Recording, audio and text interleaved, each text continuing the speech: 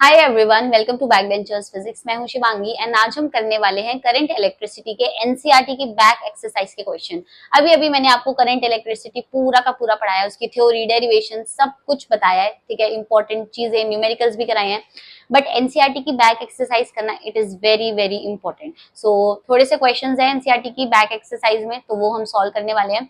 तो formula sheet में जो भी फॉर्मूलाज आज की क्लास में हम यूज करने वाले हैं, प्लीज लिख लेना, ओके। एंड चैनल सब्सक्राइब जरूर कर देना। नोट्स आपको डिस्क्रिप्शन में मिल जाएंगे, बट क्योंकि हम न्यूमेरिकल्स करने वाले हैं तो आई सजेस्ट यू कि आप साथ साथ प्रैक्टिस कर लो, ओके। तो आपकी प्रैक्टिस हो जाए, नोट्स तो है ही है, वो तो आप कभी भी देख सकते हो। So let's start the video. Alright, so question number 1 क्या है हमारा? The storage battery of a car has EMF 12 volt. हमारे पास एक बैटरी गिवन है, ठीक है, और उसकी जो ईएमएफ है वो कितनी है? 12 वोल्ट उसकी ईएमएफ है। If the internal resistance of the battery is 0.4 ohm, what is the maximum current that can be drawn from the battery? So maximum current हमको कैलकुलेट करना है। हमें ईएमएफ गिवन है, ठीक है, ईएमएफ ई कितनी गिवन है हमें? 12 वोल्ट, ठीक है। इंटरनल रेजिस्टेंस को हम हमेशा स्मॉल आर से डिनोट करते हैं एंड एक्सटर्नल रेजिस्टेंस को हम कैपिटल आर से डिनोट करते हैं। तो इंटरनल रेजिस्टेंस क्वेश्चन में कितना गिवन है हमें? 0.4 ओम, ठीक है। What is the maximum current that can be drawn from the battery? देखो मेरी बात ध्यान से सुनना। अगर हमारे पास ना ऐसे क्वेश्चन होता है, जैसे ये हमारे पास एक बैटरी है, ये उसका इंटरनल रेजिस्टेंस है, ये एक्सटर्नल रेजिस्टेंस है। इंटरनल रेजिस्टेंस को हम स्मॉल आर से डिनोट करते हैं, एक्सटर्नल को कैपिटल आर से, और ये कुछ उसकी ईएमएफ है। तो सर्किट में मान लो कुछ करंट फ्लो कर रहा है, तो करंट का फॉर्मूला होता है हमारा E upon R plus R. ये फॉर्मूला होता है, ठीक है। इसकी पूरी डेरिवेशन मैंने कराई है अपने थ्योरी वाले लेक्चर्स में। बट यहाँ पे हमसे क्या पूछा है? मैक्सिमम करंट, मतलब मैक्सिमम करंट कितना जा रहा है सर्किट में। तो अगर इस चीज को मैक्सिमम होना है तो ये और ये तो इनवर्सली प्रोपोर्शनल है, तो अगर करंट को मैक्सिमम होना है तो इसको मिनिमम होना पड़ेगा। अब इसको मिनिमम होने के लिए ये तो जीरो हो नहीं सकता है, क्योंकि ये तो गिवन है हमें क्वेश्चन में 0.4, ये तो फिक्स वैल्यू है। तो जो ये रेजिस्टेंस है एक्सटर्नल, इसको जीरो कर देते हैं, है ना। तो यहाँ पे एक्सटर्नल रेजिस्टेंस को अगर हम जीरो करेंगे तो ये मिनिमम, भाई देखो एक्सटर्नल रेजिस्टेंस अगर कुछ भी होगा, 1 भी हो गया ना, तो ये इंक्रीज हो जाएगी क्वांटिटी और ये डिक्रीज हो जाएगी। तो हमको तो इसको मैक्सिमम रखना है, तो जितना कम इसको रख सकते हैं डिनोमिनेटर वाले पार्ट को, उतना कम रखेंगे। तो एक्सटर्नल रेजिस्टेंस जीरो कर देंगे, तो ये फॉर्मूला क्या बन गया? E upon small R. तो यहाँ पे E upon small R, E की वैल्यू कितनी है? 12, तो ये कितना है? 0.4, ये हट जाएगा ऊपर, तो ये कितना हो गया? 30, और करंट की यूनिट क्या होती है? एम्पियर। तो ये आ गया हमारा I max. Understood? Done. Next question पे चलते हैं। Next question, a battery of EMF 10 volt and internal resistance 3 ohm is connected to a resistor. If the current in the circuit is 0.5 ampere, what is the resistance of the resistor? Question mark. What is the terminal voltage of the battery when the circuit is closed? So हमें question में क्या दिया बेटा? A battery of EMF 10 volt, एक battery है जिसकी EMF कितनी है हमारी? 10 वोल्ट, ठीक है। और इंटरनल रेजिस्टेंस कितना है उसका? 3 ओम। तो ये है 10 वोल्ट और ये है 3 ओम, ओके।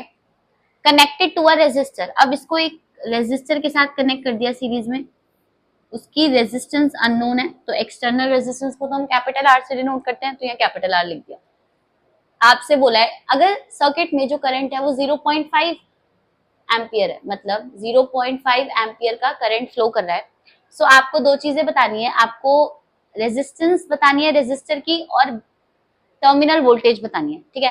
सो सबसे पहले हमें पता है जो करंट का फॉर्मूला होता है I इज इक्वल टू होता है E upon R plus R, ठीक है। जब भी हमारे पास ये पूरा का पूरा फॉर्मूला मैंने आपको डिराइव करा रखा है, जो हमारा चैप्टर की मैंने थ्योरी कराई है उसमें ये फॉर्मूला डिराइव्ड है, तो आपको आना चाहिए, ठीक है। बाकी मैं बता देती हूँ कि जब भी करंट फ्लो करता है सर्किट में, और हमेशा जो हमारे पास सेल या बैटरी होती है उसकी इंटरनल रेजिस्टेंस को जब भी हम कंसिडर करते हैं, तो हमारा जो करंट का फॉर्मूला होता है वो ये होता है। सो करंट कैलकुलेट कर लो। करंट तो हमें दिया हुआ है, ठीक है, तो हमको क्या कैलकुलेट करना है? आर। सो इसको इधर ले जाते हैं, E अपॉन आई, इसको नीचे रखते हैं, डन। सो यहाँ पे R प्लस आर, E कितना है हमारा? 10, और I कितना गिवन है? 0.5, ठीक है। डेसिमल ऊपर जाएगा, ये कितना आ जाएगा? 20. So R plus R is equal to 20. Small r की वैल्यू 3 ओम गिवन है हमें, सो कैपिटल R कितना आ गया 20 minus small r, so capital R will be 17 ओम. इसकी वैल्यू 3 पुट करेंगे तो ठीक है. सो हमारा जो एक्सटर्नल रेजिस्टेंस है दैट इज ऑफ 17 ओम. अब यहाँ पे टर्मिनल वोल्टेज जब हमें कैलकुलेट करनी है, टर्मिनल वोल्टेज, तो कुछ नहीं करना, बस V is equal to I R formula लगा देते हैं. करंट क्या है हमारा 0.5 एंड R की वैल्यू हमने कितनी कैलकुलेट करी 17, तो हमारा आंसर कितना आएगा इसको सॉल्व करके 8.5 वोल्ट. ठीक है. तो आपको ये फॉर्मूला बहुत अच्छे से याद होना चाहिए. अभी आगे जाके भी इस फॉर्मूला पे बहुत सारे क्वेश्चंस आने वाले हैं, सो ये तो बहुत इंपॉर्टेंट फॉर्मूला है, बिल्कुल स्किप नहीं कर सकते आप इसको. अपनी फॉर्मूला शीट में भी लिख लो. ठीक है. नेक्स्ट क्वेश्चन पे चलते हैं. नेक्स्ट क्वेश्चन है at room temperature 27 degree Celsius the resistance of a heating element is 100 ohm. तो क्या गिवन है हमें कि जब रूम टेम्परेचर है ना 27 डिग्री सेल्सियस तो उसका रेजिस्टेंस गिवन है 100 ओम. मतलब T1 जब है हमारा 27 डिग्री सेल्सियस तो उस केस में फर्स्ट रेजिस्टेंस हमें कितना गिवन है 100 ओम. ठीक है. आगे बढ़ते हैं. What is the temperature of the element if the resistance is found to be 117 ohm? अब हमको दूसरा रेजिस्टेंस दे दिया, मतलब R2 117 ओम, और हमसे पूछा है कि सेकंड टेम्परेचर क्या है जब हमारा रेजिस्टेंस है 117 ओम. और आगे क्या दिया है, given that the temperature coefficient of the material of the resistor is 1.70 into 10 to the power -4 per degree Celsius. Temperature coefficient होता है हमारा अल्फा और उसकी वैल्यू कितनी गिवन है 1.70 into 10 to the power -4 per degree Celsius. Alpha given है, हमको T2 calculate करना है, तो आपको ये फॉर्मूला पता होना चाहिए that alpha is equal to होता है R2 minus R1 upon R1 T2 minus T1. ये फॉर्मूला आपको पता होना चाहिए. टेम्परेचर कोफिशिएंट का ये फॉर्मूला होता है. हमको T2 कैलकुलेट करना है, तो इसको इधर ले जाते हैं. T2 minus T1 is equal to R2 minus R1 upon R1 alpha. यही आएगा, है ना. वैल्यूज पुट करो इसकी. R2 की वैल्यू कितनी है बेटा, R2 है हमारा 100, नहीं R2 हमारा है 117 माइनस R1 100 है अपॉन 100 और अल्फा कितना है 1.7 इंटू 10 टू द पावर -4. ठीक है. तो यहां से जब आप इसको सॉल्व करोगे तो ये आएगा कुछ 17 अपॉन 1.7 और ये कितना हो जाएगा 10 टू द पावर -2, है ना. अब ये ऊपर जाएगा, इससे डेसिमल हटेगा, 10 ऊपर जाएगा, ये कैंसिल हो गया. 10 की पावर -2 ऊपर जाके 10 की पावर +2 हो जाएगी. सो ऑलरेडी 10 वहां पे प्रेजेंट है. सो T2 माइनस T1 हो जाएगा हमारा 1000, 10 की पावर 3 मतलब 1000. ठीक है. We have to calculate T2. So T2 को इधर रखते हैं, T1 को इधर ले जाते हैं. 1000 प्लस T1. T1 की वैल्यू कितनी है 27 डिग्री सेल्सियस. 27 पुट कर दो, तो इसको सॉल्व करके क्या आएगा 1027 डिग्री सेल्सियस. ये क्या हो जाएगा हमारा T2. ठीक है. सो आपको ये वाला जो फॉर्मूला है ये आपको पता होना चाहिए था. बहुत ज्यादा इंपॉर्टेंट फॉर्मूला, बहुत क्वेश्चंस आते हैं इससे बोर्ड एग्जाम में. डन. नेक्स्ट क्वेश्चन पे चलते हैं. Question number 4. A negligibly small current is passed through a wire of length 15 meter and uniform cross section 6 into 10 to the power -7 meter square and its resistance is measured to be 5 ohm. तो हमको एक wire दी है question में. ठीक है. Wire दी है और उस वायर की लेंथ कितनी दी है, देखो यहाँ पे लिखा है 15 metre. Okay. And uniform cross section area, area कितना दिया है 6 into 10 to the power 6.0 into 10 to the power -7 metre square. ठीक है. एंड इट्स रेजिस्टेंस, रेजिस्टेंस कितना दिया उसका बेटा 5 ohm. So what is the resistivity of the material at the temperature of the experiment. हमसे रेजिस्टिविटी पूछिए, तो रेजिस्टिविटी हमारी क्या होती है, क्या होती है रेजिस्टिविटी, रेजिस्टिविटी होती है रो. ठीक है. ये पूछा है हमसे. तो आपको पता है फॉर्मूला फैक्टर्स अफेक्टिंग रेजिस्टेंस में मैंने आपको पढ़ाया है, R is equal to rho L upon A होता है फॉर्मूला. ठीक है. आपको रो निकालना है, मतलब रेजिस्टिविटी निकालनी है. So rho will be R A upon L. R कितना है हमारा 5, ए कितना है 6 इंटू 10⁻⁻7, एल कितना है 15। ठीक है, सॉल्व कर लो इसको, कट कैंसिल 3, ये 2 पे जाएगा। सो रेजिस्टिविटी आएगी 2 इंटू 10⁻⁻7 एंड रेजिस्टिविटी की यूनिट होती है ओम मीटर। तो ये आ गई हमारी रेजिस्टिविटी। तो ये फॉर्मूला आपको पता होना चाहिए था, अपनी फॉर्मूला शीट में नोट डाउन कर लो उसको। डन, नेक्स्ट क्वेश्चन पे चलते हैं। Question number 5, a silver wire has resistance of 2.1 ohm at 27.5 degree Celsius and a resistance of 2.7 ohm at 100 degree Celsius. हमारे पास एक वायर है जिसका रेजिस्टेंस 2.1 ओम है जब टेम्परेचर है 27.5 डिग्री सेल्सियस एंड उसका रेजिस्टेंस है 2.7 ओम जब उसका टेम्परेचर है 100 डिग्री सेल्सियस। तो हमें यहाँ पे दो रेजिस्टेंस दे रखे हैं और दो टेम्परेचर दे रखे हैं। तो फर्स्ट रेजिस्टेंस है हमारा 2.1 ओम और टेम्परेचर 1 क्या है हमारा 27.5 डिग्री सेल्सियस। हमारा रेजिस्टेंस 2 है 2.7 ओम और हमारा टेम्परेचर क्या है सेकंड 100 डिग्री सेल्सियस। आई बात समझ में? Determine the temperature coefficient of resistivity of silver. हमको टेम्परेचर कोफिशिएंट निकालना है। ठीक है, टेम्परेचर कोफिशिएंट जो होता है ना बेटा वो अल्फा होता है। टेम्परेचर कोफिशिएंट ऑफ रेजिस्टिविटी ये होता है हमारा अल्फा। ठीक है, और अल्फा का फॉर्मूला होता है R2 minus R1 upon R1 और T2 माइनस T1। बस सारी वैल्यूज इसमें पुट कर दो। R2 की वैल्यू कितनी है 2.7 माइनस 2.1 अपॉन 2.1 एंड 100 माइनस 27.5। ठीक है, जब आप इसको सॉल्व करोगे तो आपका जो आंसर आएगा that will B 0.00394 and alpha की यूनिट क्या होती है पर डिग्री सेल्सियस। ठीक है, तो ये आपको फॉर्मूला पता होना चाहिए था टेम्परेचर कोफिशिएंट ऑफ रेजिस्टिविटी का। अगर ये फॉर्मूला नहीं पता होता तो आप इसको सॉल्व नहीं कर पाते हैं। ये ऐसे टाइप के क्वेश्चंस बहुत बहुत ज्यादा इंपॉर्टेंट होते हैं। ठीक है, नेक्स्ट क्वेश्चन पे चलते हैं। क्वेश्चन नंबर 6 काफी बड़ा चौड़ा क्वेश्चन है। ठीक है, तो ध्यान से इसको एक एक चीज रीड करेंगे। सबसे पहले क्या है, a heating element using nichrome connected to a 230 volt supply draws an initial current of 3.2 ampere which settles after a few seconds to a steady value of 2.8 ampere। रुक जाओ, यहीं रुक जाओ, आगे मत बढ़ना, दोबारा से पढ़ती हूँ मैं। a heating element using nichrome connected to a 230 volt supply। कोई एक हीटिंग एलिमेंट है, ठीक है, उसको हमने कनेक्ट किया 230 वोल्ट के सप्लाई के साथ। ड्रॉज एन इनिशियल करंट, तो इनिशियल करंट की वैल्यू है 3.2 एम्पियर। ओके, उसके बाद which settles after a few seconds, कुछ सेकेंड्स के बाद वो 3.2 एम्पियर बन गया 2.8 एम्पियर। ठीक है, what is the steady temperature of the heating element if the room temperature is 27 degree Celsius. हमको क्या बेसिकली क्या गिवन है क्वेश्चन में, देखो हमको रूम टेम्परेचर गिवन है क्वेश्चन में T1 is equal to 27 degree Celsius. तो हमको बोला रूम टेम्परेचर पे जो हमारी निक्रोम वायर थी उसका उसमें जो करंट फ्लो कर रहा है वो है हमारा I1 which is 3.2 ampere.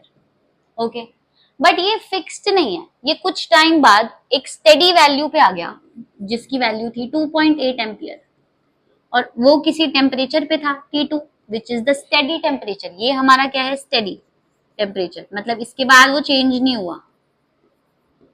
Okay, और ये जो पूरी जो हीटिंग एलिमेंट है उसको हमने जो कनेक्ट किया है वो 230 वोल्ट की सप्लाई से कनेक्ट किया है, 230 वोल्ट की सप्लाई से। तो हमको T2 की वैल्यू बतानी है।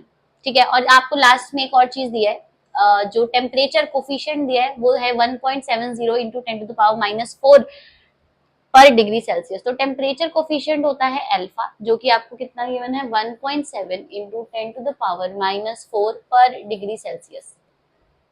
अब आप मेरी बात ध्यान से सुनना, जो हमारा टेम्परेचर कोफिशिएंट का फॉर्मूला होता है वो क्या होता है, टेम्परेचर कोफिशिएंट अल्फा का फॉर्मूला होता है R2 minus R1 upon R1 और T2 माइनस T1।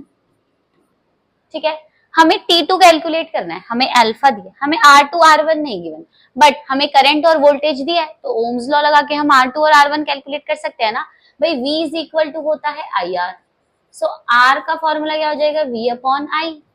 तो I1 के लिए हमारा R1 कितना हो जाएगा, V अपॉन I1, और R2 कितना हो जाएगा हमारा, V अपॉन I2। समझ आई बात? बस वैल्यूज पुट कर दो, R1 R2 की वैल्यू कैलकुलेट करनी है, और वो R1 R2 की वैल्यू यहाँ पे पुट करके T2 की वैल्यू निकालनी है। सो यहाँ पे V को 230 पुट करोगे अपॉन 3.2, और यहाँ पे V क्या पुट करोगे आप, 230 सेम, और यहाँ पे 2.8, तो आपका जो R1 आएगा दैट विल बी 71.875, एंड ये जो R2 आएगा इसको सॉल्व करने के बाद वो कितना आएगा हमारा, 82.143, 82.143 ओम्स, और यहाँ पे भी ओम्स। ठीक है, बस ये सारी वैल्यू यहाँ पे पुट कर लो, तो हमारा क्या आ जाएगा, T2 माइनस T1 को आप यहाँ ले जाओ, T2 minus T1 is equal to R2 की वैल्यू पुट करो 82.143 माइनस R1 की वैल्यू पुट करो 71.875 अपॉन, फिर से R1 की वैल्यू पुट करो 71.875, और अब अल्फा नीचे आ जाएगा, तो इसकी वैल्यू कितनी होगी, 1.7 इंटू 10 टू द पावर -4। ठीक है, जब भी आप ये वाली सारी चीज सॉल्व करोगे, सो T2 माइनस T1 ये कितनी आएगी सॉल्व करने के बाद, ये आपकी आएगी 840.35, 840.35 डिग्री सेल्सियस, या फिर डिग्री सेल्सियस बाद में देखेंगे। ओके, अब T2 कैलकुलेट करना है, सो T1 को इधर लेके जाओ, सो T2 will be 840.35 plus T1। T1 हमारा रूम टेम्परेचर है 27 डिग्री सेल्सियस, तो कितना है 840.35 प्लस 27, तो ये कितना आ गया हमारा 867.35 डिग्री सेल्सियस, ये हमारा T2 हो गया। I think that's clear. ठीक है, तो काफी लंबा क्वेश्चन था, एंड बहुत सारी चीजें हमको कैलकुलेट करनी थी, तभी हम T2 तक पहुंच पाए। डन, आगे चलते हैं next question. Next question, question number 7 जो है हमारा KCL और KVL किरचॉफ्स लॉ पे बेस्ड है। ठीक है, अभी जो वीडियो आएगी इससे पहले मैंने एक वीडियो डाली जिसमें मैंने कंप्लीटली किरचॉफ्स लॉ एक्सप्लेन किया है, उसके साइन कन्वेंशन, ठीक है, एग्जाम्पल भी लेके दिखाए हैं कि कैसे हमें इसको सॉल्व करना है। तो अगर आपको किरचॉफ लॉ का बेसिक नहीं पता कि कैसे हम कहाँ प्लस माइनस लेते हैं, तो आप एक बार वो वीडियो जरूर देख लेना, बहुत ज्यादा हेल्पफुल है। ठीक है, ये क्वेश्चन तभी सॉल्व हो पाएगा जब आपको उसके बेसिक्स पता है। डन, तो वो वाली वीडियो प्लीज मैं उसका डिस्क्रिप्शन में लिंक भी डाल दूंगी साथ में, और इससे प्रीवियस वीडियो ही है तो आप उसको देख लेना। सो हमको क्या करना है, हमें एक सर्किट गिवन है यहाँ पे क्वेश्चन में, हमें इस सर्किट का में हर ब्रांच में से करंट कैलकुलेट करना है। ठीक है, सो हम क्या करते हैं, सबसे पहले करंट बताते तो हैं, यहाँ पे तो कुछ भी नहीं दिया हुआ, यहाँ पे हमें बस 1 2 3 4 5 रेजिस्टर्स दिए हैं, ये 6 रेजिस्टर, और एक हमें सेल दे दिया 10 वोल्ट्स। तो हम क्या करते हैं, इस सेल में से करंट को निकालते हैं I। बिल्कुल ध्यान से सुनना है, बिल्कुल ध्यान से, अभी कुछ भी मत लिखो, बस मेरी बात सुनो कि मैं क्या समझा रही हूँ आपको। I, ठीक है, ये करंट I यहाँ जाएगा। अब A पॉइंट पे आके ये करंट 2 ब्रांचेस में शिफ्ट हो गया, 2 ब्रांचेस में डिवाइड हो गया। अब अगर मान लो यहाँ से करंट जा रहा है I1 और इधर से करंट जा रहा है I2। ठीक है, अब I1 यहाँ गया, यहाँ गया, यहाँ गया, B पे पहुंचा। अब इस वाली ब्रांच से करंट जा रहा है I3। ठीक, अब I1 भी 2 पार्ट्स में स्प्लिट हो गया ना B पे आके, इधर से जा रहा है I3 और इधर से कितना जाएगा I1 माइनस I3। ठीक है, अब I2 यहां से जा रहा है, यहां से जा रहा है, इस पॉइंट पे पहुंचा, इस पॉइंट पे I2 इधर आ रहा है और I3 भी यहां से आ रहा है I3, तो इधर दोनों प्लस होके क्या बन जाएंगे I2 प्लस I3 इस वाली ब्रांच में। ठीक है, तो अब हमने सारी ब्रांचेस में करंट बना दिया। सबसे पहले तो हमें यही काम करना है ना, हमें सारी ब्रांचेस में करंट बनाना है। अब हमको सेकंड स्टेप में क्या करना है, अगर आपने मेरी वो वाली वीडियो देखी है तो आपको पता होगा कि अब हम क्या करेंगे। अब हम अपने मूवमेंट की डायरेक्शन चूज करेंगे। मान लो मैं इस सर्किट में, इस लूप में ऐसे मूव करूंगी और इस लूप में ऐसे मूव करूंगी। ठीक, अब हम क्या लगाते हैं, और ये जो थर्ड लूप अभी हम लेंगे उसमें भी हम ऐसे मूव कर रहे हैं।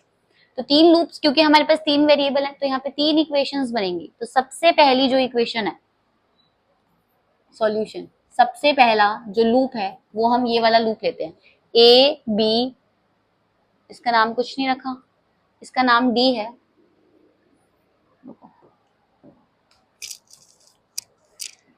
इसका नाम डी है, ठीक है, A B D A. So in loop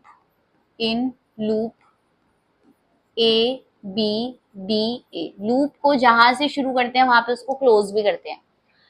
so हम यहाँ जा रहे हैं, अब आपको साइन कन्वेंशंस पता होने चाहिए, ठीक है। हम जिस डायरेक्शन में जाते हैं, अगर करंट भी उसी डायरेक्शन में है तो हम प्लस आई आर लिखते हैं। हम जिस डायरेक्शन में जा रहे हैं, करंट अगर सामने से आ रहा है तो हम माइनस आई आर लिखेंगे, ठीक है। ये होता है जब हमें कोई रेजिस्टर टकरता है अपने रास्ते में। अगर हमें कोई सेल टकरेगा तो जिस रास्ते पे हम जा रहे हैं, अगर सेल का पॉजिटिव टर्मिनल टकरा तो हम पहले पॉजिटिव लिखेंगे प्लस वी, मतलब जो उसकी पोटेंशियल है। अगर हमें पहले नेगेटिव टर्मिनल टकरा तो हम माइनस वी लिखेंगे। समझ आई बात? तो यहाँ पे हम जा रहे हैं ऐसे, है ना, हमारा रास्ता तो ऐसे है ना, ऐसे जाने का। सो करंट भी इसी डायरेक्शन में जा रहे हैं तो हम क्या लिखेंगे यहाँ पे 10I1। ये 10I1 कैसे लिखा? ओम्स लॉ लगाया, V is equal to I R. हमें हर अप्लायंस जो भी हमारे पास रेजिस्टर है, सेल है, हमें उसका पोटेंशियल लिखना है और लूप क्लोज करके उसको जीरो के इक्वल पुट कर देना है, ठीक है। तो यहाँ पे गए, अब B से हम ऐसे टर्न होंगे क्योंकि हम ऐसे लूप में चल रहे हैं। फिर हम जिस डायरेक्शन में जा रहे हैं, करंट भी उसी डायरेक्शन में जा रहा है, तो ये कितना आएगा यहाँ पे प्लस और 5I3, ठीक है।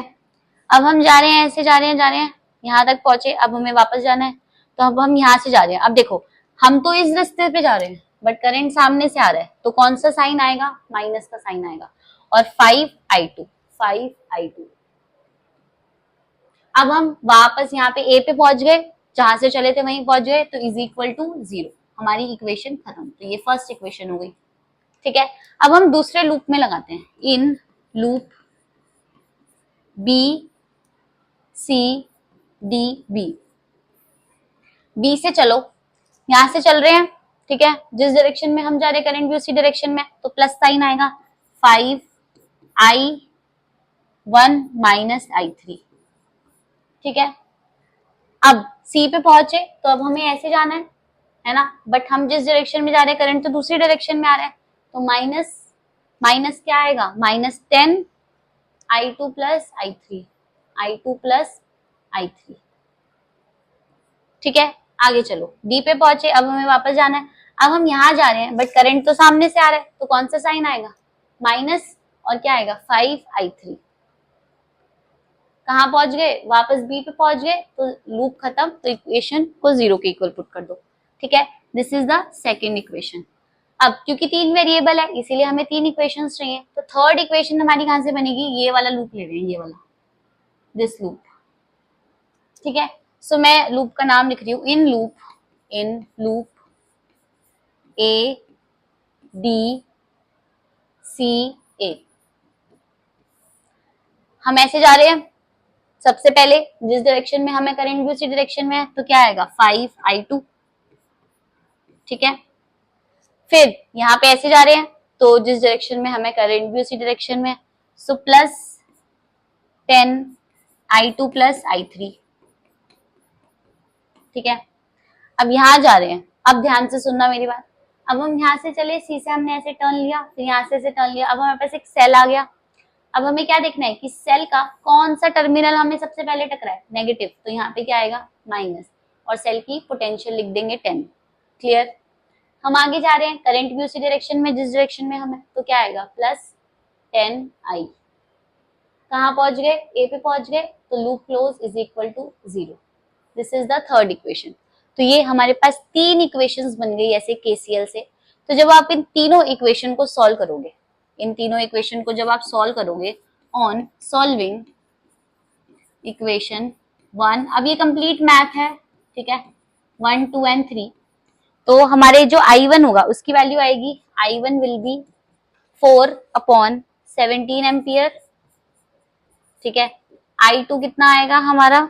6/17 एम्पियर, एंड I3 कितना आएगा हमारा?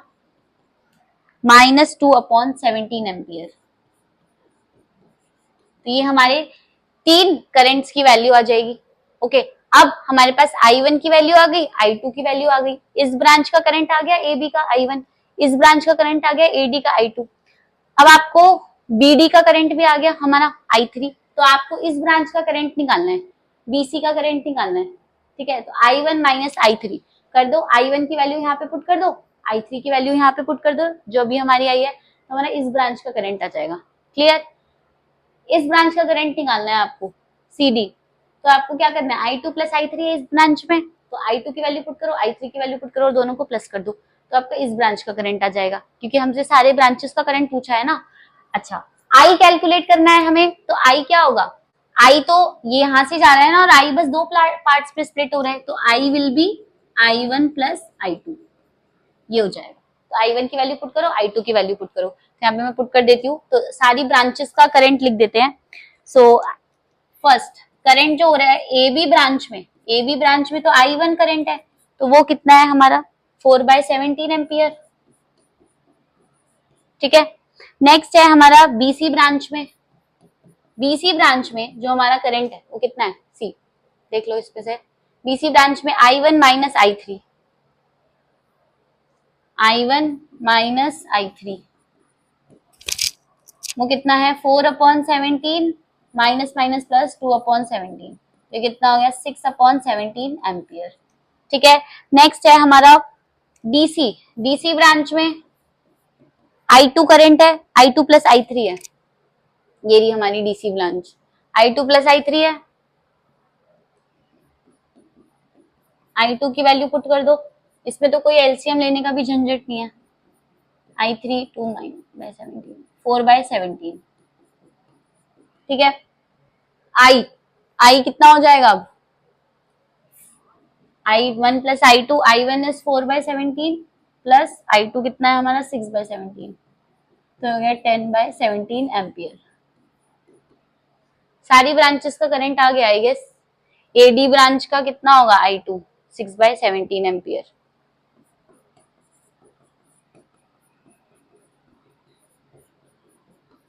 ठीक है। तो ये बहुत इंपॉर्टेंट क्वेश्चन था आपका, ऐसे ही क्वेश्चन आपके पेपर में पूछे जाते हैं, सो प्लीज ध्यान से इसको सॉल्व करना, नहीं आया समझ तो दोबारा से समझ लेना, एंड वो वाली वीडियो जरूर देख लेना जिसमें मैंने साइन कन्वेंशन बताए। नेक्स्ट क्वेश्चन पे चलते हैं। Question number 8, a storage battery of EMF 8 volt and an internal resistance of 0.5 ohm is being charged by a 120 volt DC supply using a series resistor of 15.5 ohm। दोबारा से पढ़ो धीरे धीरे करके। A storage battery of EMF 8 volt, एक battery है हमारे पास, ठीक है, जिसकी EMF है 8 वोल्ट, ठीक है, एंड इंटरनल रेजिस्टेंस 0.5 ओम। मतलब इसका डायग्राम कुछ ऐसा बनेगा कि हमारे पास एक बैटरी है, ठीक है, और उसका कुछ इंटरनल रेजिस्टेंस है ना। इस बैटरी की EMF कितनी है 8 वोल्ट और उसका इंटरनल रेजिस्टेंस कितना है 0.5 ohm. Done. is being charged by a 120 volt DC supply. इसको चार्ज कर रहे हैं हम, तो चार्ज करने के लिए तो इसके साथ सीरीज में एक वोल्टेज मतलब लगाना पड़ेगा जो कि 120 वोल्ट का है DC सप्लाई, ठीक है। उससे क्या हो रही है, ये बैटरी ये चार्ज हो रही है, ठीक है, ये स्टोरेज बैटरी है, ये चार्ज अपने अंदर कंज्यूम मतलब रख सकती है, तो ये 120 वोल्ट से ये चार्ज हो रही है। उसके बाद supply using a series resistor of 15.5 ohm. अब इनके साथ में एक रेजिस्टर लगा दिया है हमने सीरीज में विच इज ऑफ 15.5 ओम, ठीक है। ये सेल जो बैटरी है ये उसका इंटरनल रेजिस्टेंस है, तो ये इनका अपना एक अलग से क्या है, ये अलग चीज है ना, ये इंटरनल रेजिस्टेंस है और ये क्या है एक्सटर्नल रेजिस्टेंस और ये डीसी सप्लाई है। समझ आ गया सर्किट, क्वेश्चन समझ आ गया कि क्या गिवन है। अब बोला है what is the terminal voltage of the battery during the charging. इस बैटरी की टर्मिनल वोल्टेज क्या है जब इसको चार्जिंग मतलब ये चार्ज हो रही है तो। सो सबसे पहली बात टर्मिनल वोल्टेज जो V होती है ना इज इक्वल टू होती है E प्लस IR। यहाँ पे जो E होता है वो होता है EMF, इसका 8 हो जाएगा। I मतलब करंट कितना फ्लो कर रहा है सर्किट में, स्मॉल r क्या होता है इसका इंटरनल रेजिस्टेंस। तो हमको सब कुछ पता है, हमको E पता है 8, हमको R पता है 0.5, हमें I नहीं पता, तो पहले सर्किट में कितना करंट फ्लो कर रहा है वो कैलकुलेट करते हैं। पर एक बात आप ध्यान से देखो, ये हमारे पास एक डीसी सप्लाई है और ये क्या है स्टोरेज बैटरी, तो यहाँ पे ये क्या कर रही है इसमें से चार्ज को खींच रही है अपनी तरफ, तो जो नेट ईएमएफ होगी सर्किट में, net EMF net EMF in the circuit, वो क्या होगी, that will be, E dash लिख देते हैं उसको, वो होगी 120 minus 8। Okay, so E dash is equal to क्या हो गया, 112 वोल्ट। ये आपको ध्यान रखना है।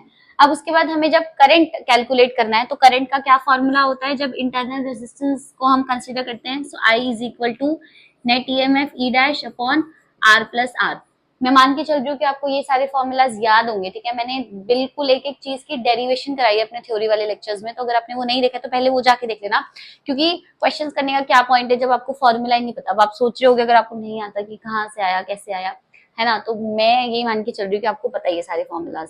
सो ई डैश की वैल्यू पुट कर देते हैं यहाँ पे 112 upon capital R external resistance 15.5 plus internal resistance 0.5 is equal to 112 upon 16। ये कितना आ गया, 7 एम्पियर। ये क्या हो गया, हमारा करंट हो गया सर्किट में। बस आप टर्मिनल वोल्टेज कैलकुलेट कर लो फॉर्मूला लगा के। सो टर्मिनल वोल्टेज क्या होगी, V is equal to E plus I R. E क्या है हमारा 8 प्लस आई कितना है हमारा 7 और आर कितना है हमारा 0.5। 8 plus 3.5 which is 11.5 volts.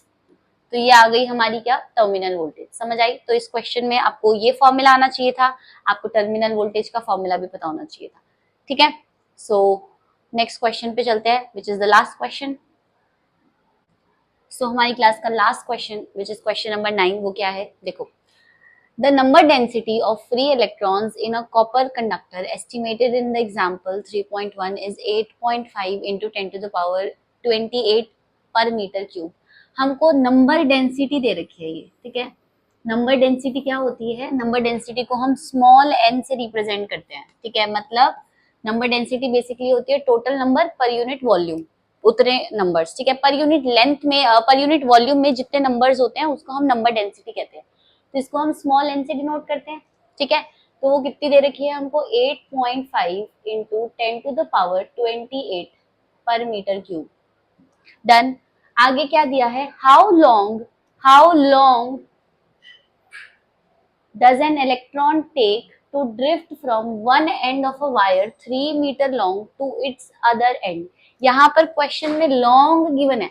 Long का मतलब ये नहीं है कि कितनी लेंथ है, हाउ लॉन्ग का मतलब होता है कि उससे टाइम पूछा है, ठीक है। आपको थोड़ा सा पता होना चाहिए कि क्वेश्चन में क्या कैसे पूछ रहा है। तो लैंग्वेज है बस, आप हाउ लॉन्ग समझ के आप उसकी लेंथ डिस्टेंस निकालने लग जाओगे, बट इसका मतलब क्या है बेसिकली, हाउ लॉन्ग मतलब टाइम पूछा है, किस चीज का time. An electron takes to drift from one end of a wire 3 metre long. हमें एक वायर गिवन है, इस वायर की जो लेंथ है वो 3 मीटर गिवन है, ठीक है। तो मान लो इलेक्ट्रॉन यहाँ से चला और वो उसने पूरी वायर कवर करी ऐसे करके और वो यहाँ पे पहुंच गया, तो उसने पूछा है कि टाइम बताना है कि कितना होगा।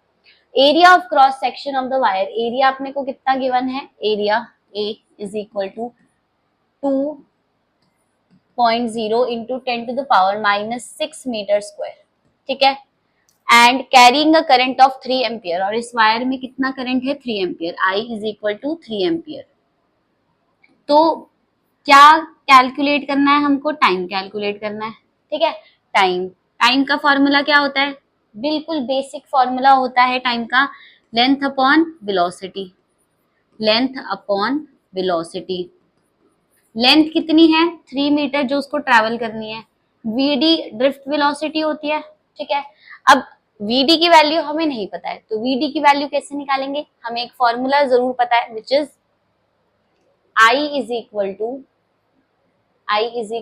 NEAVD, है ना। इसकी डेरिवेशन भी आपने करी होगी अगर आपने ये चैप्टर कराया, तो ये बहुत ज्यादा इंपॉर्टेंट फॉर्मूला है।